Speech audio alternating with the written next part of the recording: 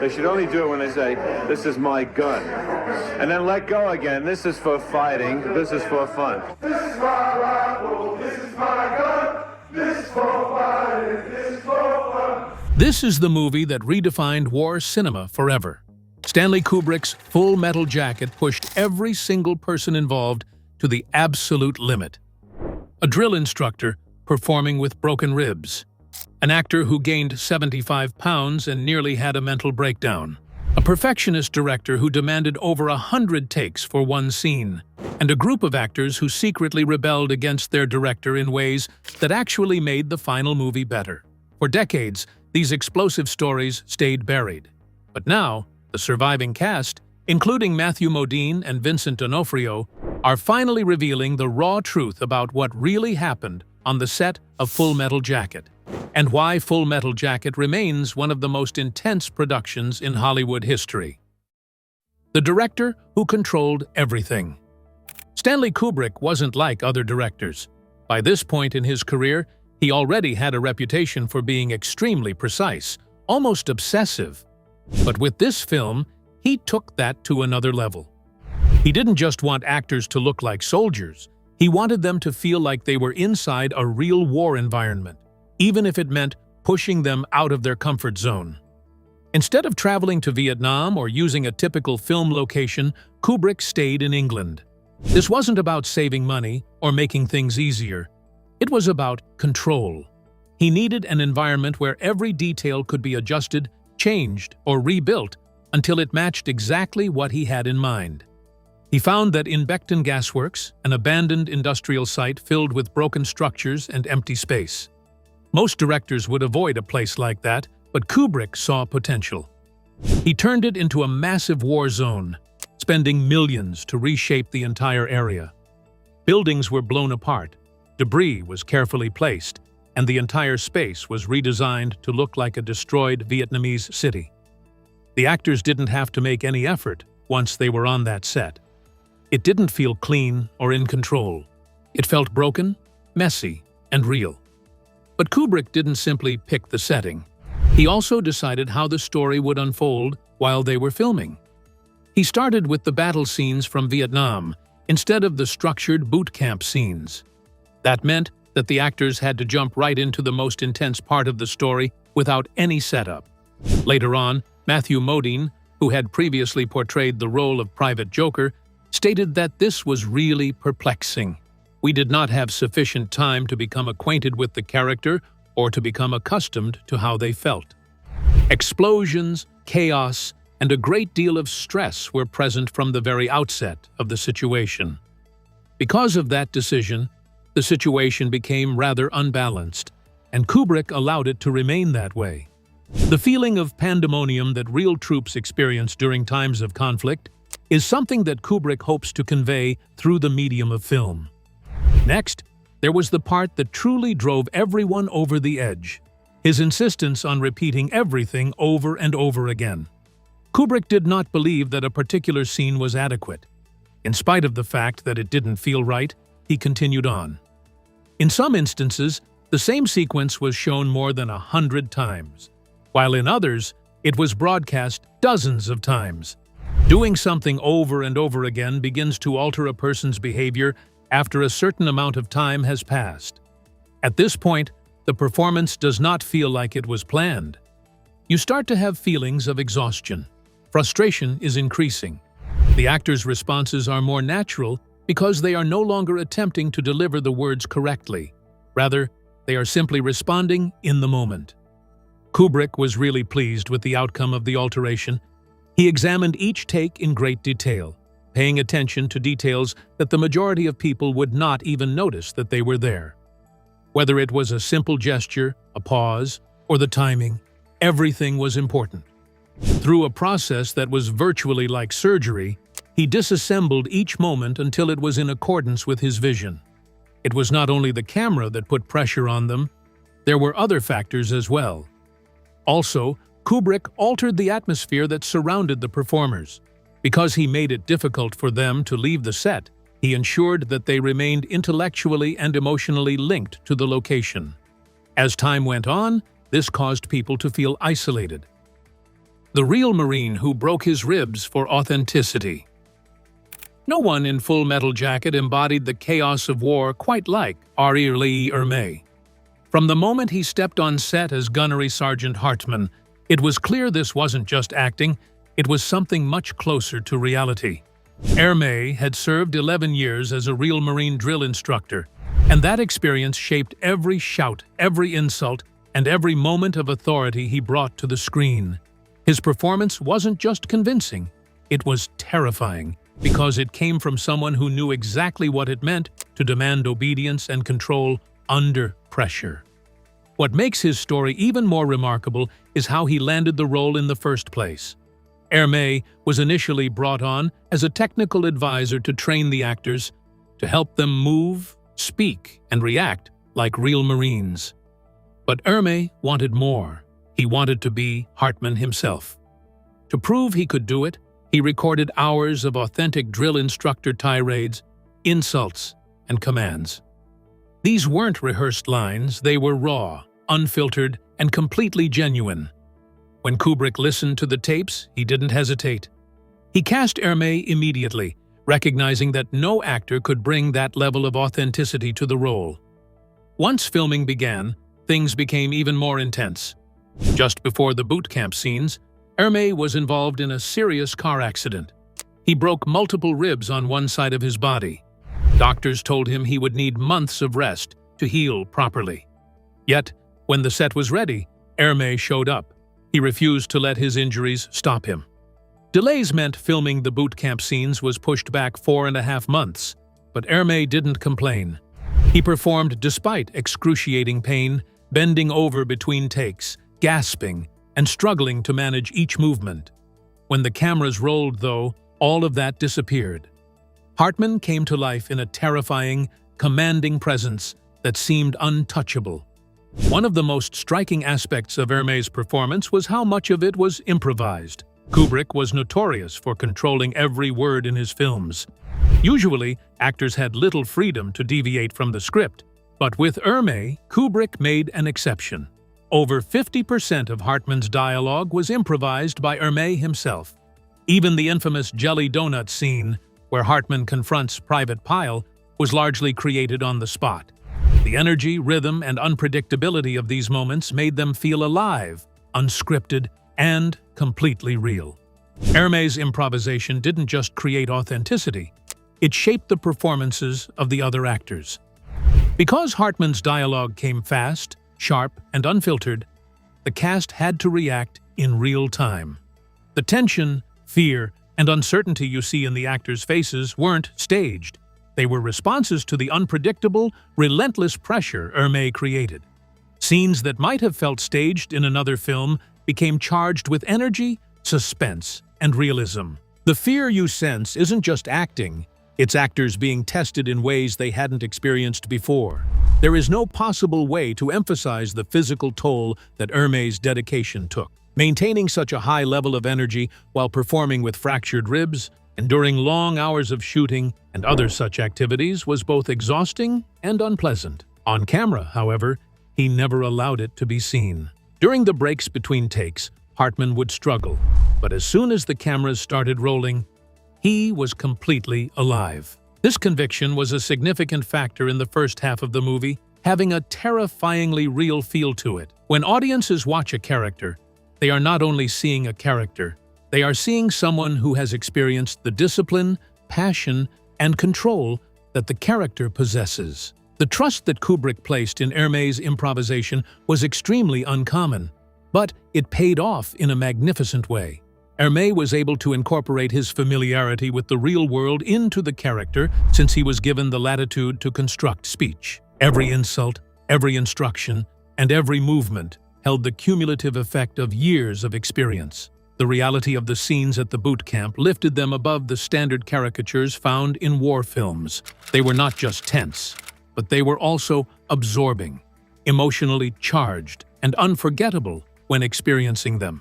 It was Ermey's portrayal that established the standard for how drill instructors should be portrayed in films. The approach that he took, which combined actual experience with improvisation while working under physically demanding conditions, established a new benchmark. There is no other performance that has been able to match the level of fear, authority, and intensity that he brought to Hartman. It is for this reason that the first half of Full Metal Jacket continues to be so compellingly memorable. When you watch those scenes from boot camp now, it is impossible to ignore the fact that they are absolutely realistic. This persistent devotion on the part of Ermey is the source of the sharp directives, the chaotic energy, and the dread that can be seen in the eyes of the players. Every single phrase, every single action, and every single improvised line comes together to create an environment that is utterly authentic. This was not acting. Rather, it was a life that was molded by the experiences of the military, the physical effort, and the creative freedom that Kubrick offered. The 75-pound transformation that nearly destroyed him. What does it take to become someone completely unrecognizable on screen? For Vincent D'Onofrio, playing Private Leonard Lawrence, better known as Gomer Pyle, meant turning his own body and mind upside down. He didn't just act like Pyle, he became him in a way that almost destroyed him. Over just a few months, D'Onofrio gained around 70 to 75 pounds. That's not a small change. That's transforming your body so fast that every step, every breath, feels heavy. He ate constantly, avoided exercise, and endured a physical strain that stressed his organs and made simple movements exhausting. But it wasn't just about the weight. Kubrick pushed him further with isolation. D'Onofrio was kept away from the other actors so he wouldn't develop friendships or support on set. This wasn't cruelty. It was method acting taken to the extreme. Kubrick wanted Pyle's loneliness and vulnerability to feel real, and the only way to achieve that was to let D'Onofrio experience it himself. Alone, isolated, and under the burden of his own physical transformation, D'Onofrio began to sink into the character fully. The method was intense, even frightening at times. He wasn't pretending to struggle. He really was struggling, and that struggle became part of the performance. The bathroom scene, where Pyle finally breaks, shows the cost of that transformation in full. It's one of the most haunting scenes in cinema, and it took weeks to film. The lighting alone took 7 days to get right. Every shadow, every reflection, every tiny detail had to be perfect. And D'Onofrio had to perform in that space while carrying the weight he had gained, both physically and mentally. The breathing, the movements, the way he reacted, it all had to feel authentic. And it does. Watching the scene, you don't just see Pyle cracking, you feel it. What's extraordinary is how methodical D'Onofrio was.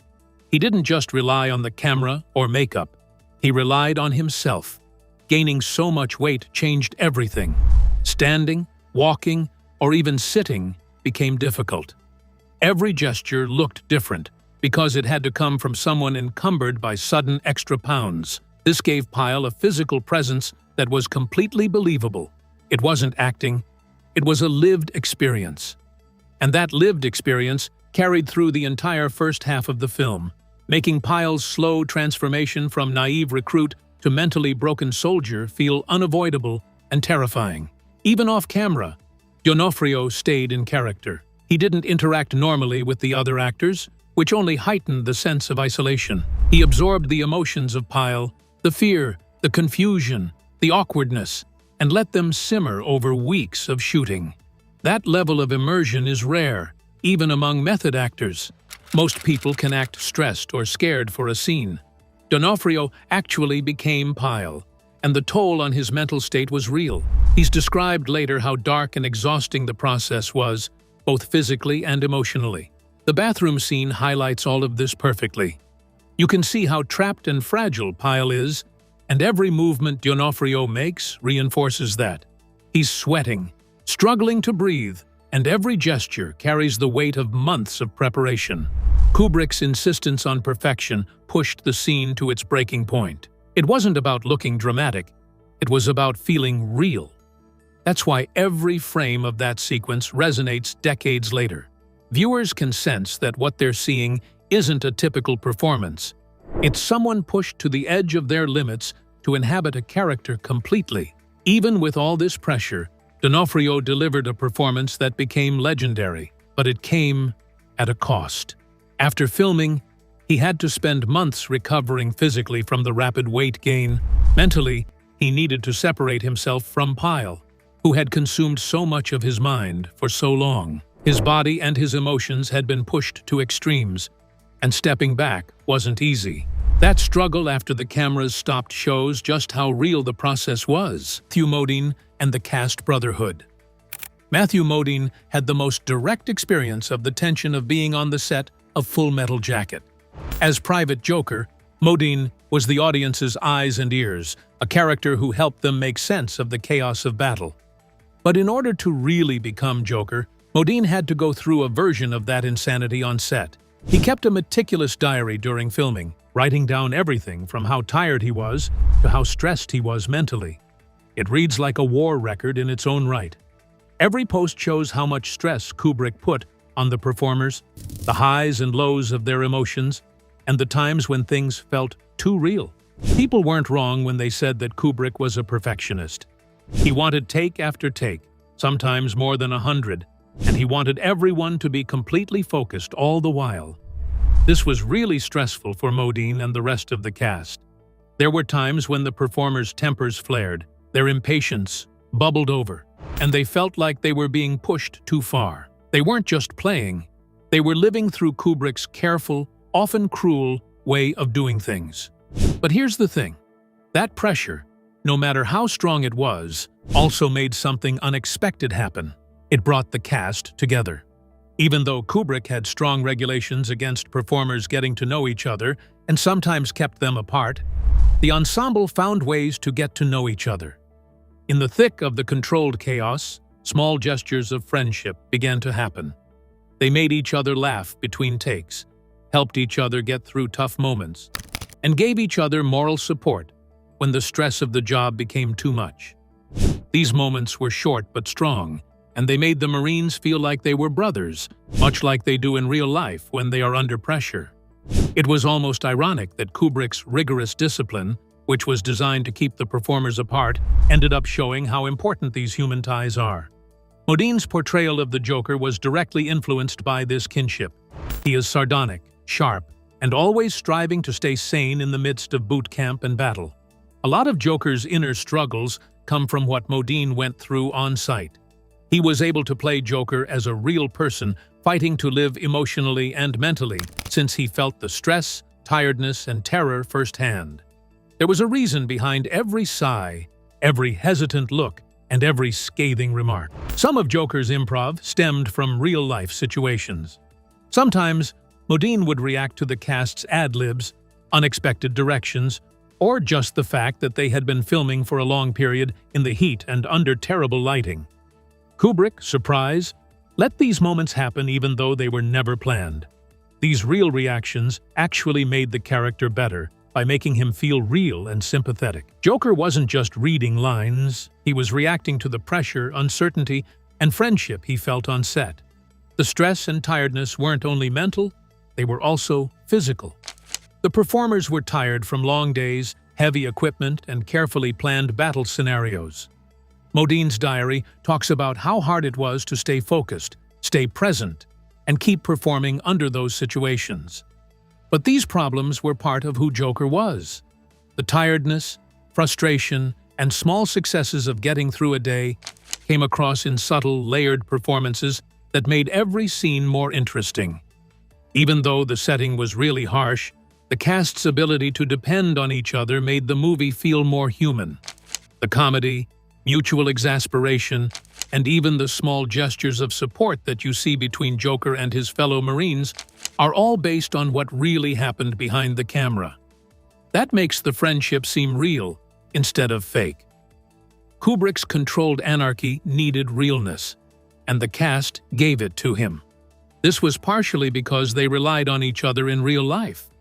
Modine has talked about this in interviews, saying that the tension of filming occasionally felt like what real troops go through, even if it was in a controlled setting.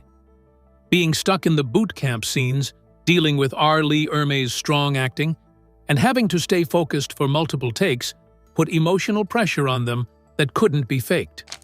That pressure formed Joker's inner battle, giving fans a figure that is funny, aware, and very real, attempting to get through a society that seems to be trying to break him.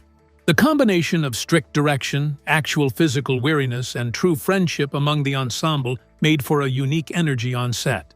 Modine's diary shows the ups and downs of this experience: anxiety and irritation, boredom and excitement, loneliness and connection. All of this helped Joker's performance, making him one of the most believable and relatable characters in war films. We don't simply watch Joker survive. Modine's acting makes us understand what it's like to be under that kind of duress. It's evident now that the first half of the movie is strong, not only because of the directing or the subject, but also because the performers' experiences are real. Matthew Modine and the rest of the actors brought to life not only the fear and craziness of boot camp, but also the strength, humor, and camaraderie that can grow even when things are really hard. The right mix of stress and friendship in Full Metal Jacket makes the world feel both scary and very real. This shows what occurs when actors really live the story they are conveying. The Vietnam half-massive set, deleted scenes, and hidden chaos. The second part of Full Metal Jacket brings viewers right to Vietnam, although it's astonishing that none of it was recorded there. Instead, Kubrick made the Beckton Gasworks in England, a big empty factory site, into an actual combat zone. He spent millions of dollars blowing up buildings, setting off fireworks, and making streets full of rubble. The city looked like it had been destroyed by a genuine battle. The smashed windows and burnt walls were all meant to make the performers and audience feel like they were in the middle of a fight. Some of the sequences shot in Vietnam were so over the top that even Kubrick, who was notorious for pushing bounds, decided to delete them. Some cast members said that some scenes were so visually and emotionally overwhelming that they didn't make it into the final film. These deleted scenes show how far Kubrick was willing to go to make the movie feel real, and they also show how hard it was on everyone who worked on it. It may feel quite genuine to be on a set when explosions, falling buildings, and smoke were always happening. To make it even more authentic, Kubrick hired real Vietnam veterans to be extras. Their presence changed the mood on set. They didn't just go through situations, they reacted to the mayhem around them, often in ways that were hard to foresee. The performers had to keep up with how real the veterans were, which made for tense and unpredictable moments. The real fireworks and demolition made the environment physically and emotionally draining for everyone. Long hours on a set that was smoky and unsafe made it hard to tell the difference between acting and real life. It didn't feel like a movie for a moment. It felt like a real battlefield. One of the most interesting things about filming the Vietnam scenes was that Kubrick chose to do them before the boot camp scenes. Most films would show the characters training first and then show them fighting. Kubrick turned this around. Starting with Vietnam had a distinct effect on people's minds. Before they played the regimented, disciplined boot camp, the actors were thrown into chaos and ruin. This meant that Matthew Modine and the others really felt stressed and confused when they were in boot camp. The performers' heads were still full of the uncertainty, stress, and tiredness from the huge Vietnam set, which gave their boot camp sequences a hint of realism. The explosions were really loud. Scenes needed to be torn down more than once, and the smoke, trash, and noise all at once were too much for the senses. Even simple things like strolling down the street or responding to gunfire became hard to do. Actors had to stay on their toes and be mindful of real danger while giving convincing performances. The set was not only beautiful to look at, but it also required stamina, focus, and emotional control. All of this made the Vietnam part of the movie feel too genuine. The fireworks, debris, and veterans made the place feel chaotic, dangerous, and very real. For spectators, it means that the noises, images, and tension are all very real. The cast had to show how tough, professional, and mentally strong they were. Kubrick made sure that the actors brought that feeling of raw strain into the more controlled, regimented boot camp scenes by starting with Vietnam first. In the end, the Vietnam part of Full Metal Jacket stands out not only for its huge set pieces and explosions, but also for how Kubrick used filming order, actual veterans, and extraordinary effects to make both the performers and the audience feel like they were in a real conflict. This is the part of the movie where the turmoil isn't fake. It's real, felt, and almost too much to handle. This solidifies Kubrick's reputation for making movies that are both visually stunning and psychologically difficult. The secret cast pranks that fooled Kubrick. Full Metal Jacket still has surprises, even if it was made decades ago. Matthew Modine's 2025 documentary, A Modern Art Masterpiece. The untold story of Full Metal Jacket and subsequent interviews with Vincent D'Onofrio revealed a stunning new side of the movie. The cast, who had to follow Kubrick's severe guidelines, discovered ways to silently fight back. They didn't only do what they were told, they also played minor, ingenious pranks that made the movie feel more real. Being alone on set was quite hard. Kubrick didn't want the actors to get along, so everyone was on edge, both physically and mentally. But the cast wasn't going to let that stress get the best of them. They started switching props, changing sentences a little bit, and adding small bits of chaos that Kubrick didn't realize while he was filming. Some of these moments, which weren't planned, made it into the final edit because they were so real and honest. Those funny and surprising moments gave the movie life that even Kubrick's careful preparation couldn't have made on its own. One new audio sample from the documentary is very revealing. It shows Kubrick chuckling at a joke the cast played on him, which shows that he was a real person who liked real things, despite his reputation as a tyrannical director.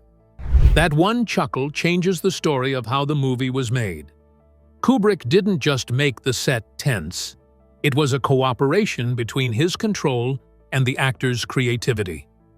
Scenes that feel real, lively, and full of surprises are the end product. Matthew Modine has said that these small acts of defiance helped him become even more like the Joker. The characters' sarcasm, wit, and awareness were all based on how they reacted on the spot to pranks or unexpected changes in conversation. Vincent D'Onofrio also said that these moments of mischief broke up the constant stress and gave the group the energy to keep pushing themselves in situations that were hard on their bodies and minds. The minor rebellions weren't about being rude. They were about being alive, being creative, and drawing people into a set that could have been stifling. The pranks also helped keep the cast's sense of friendship alive. Kubrick kept a close eye on the actors, which may have made them feel alone.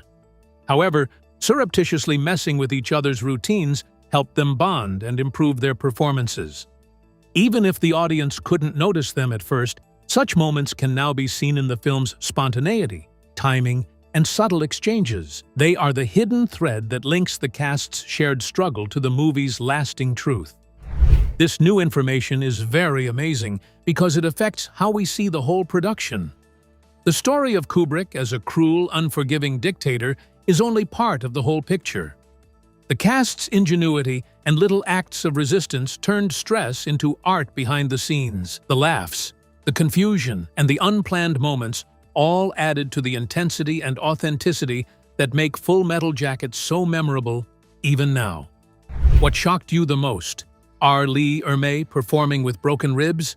Vincent D'Onofrio's extreme transformation? Or the cast secretly rebelling against Kubrick? Drop your thoughts in the comments below. If you enjoyed this behind-the-scenes look, hit like, subscribe, and turn on notifications so you never miss another exclusive reveal.